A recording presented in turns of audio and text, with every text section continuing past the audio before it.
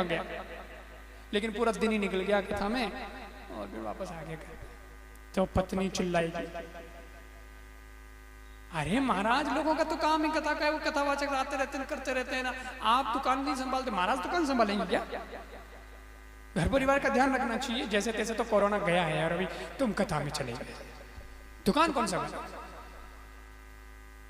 लो जी साहब, हो गई लड़ाई। अब पत्नी आवे और पति नहीं आवे तो भी गड़बड़। पत्नी शाम को जाएगी घर पे, पति कहेगा कहाँ गई थी? वो महाराज आए हुए यहाँ पे, कथा चल रही, कथा में चली गई थी, कथा में चली गई थी। दिखता नहीं है? बेटियां बड़ी हो रही है, लड़के बड़े हैं, इनको भी ध्यान रखना है, बेटियों की शादी करनी है। तू है बाबाओं के पीछे घूमती रहती है, बाबा कराएंगे तेरी बेटी को विवाह।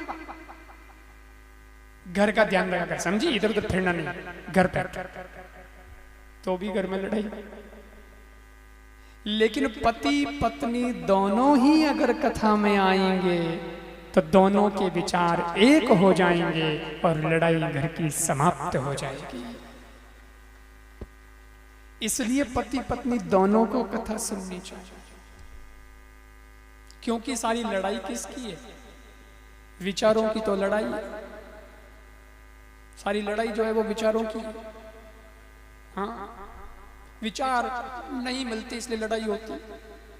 पति पत्नी सवेरे सवेरे दर्शन करने गए सीताराम जी के मंदिर में।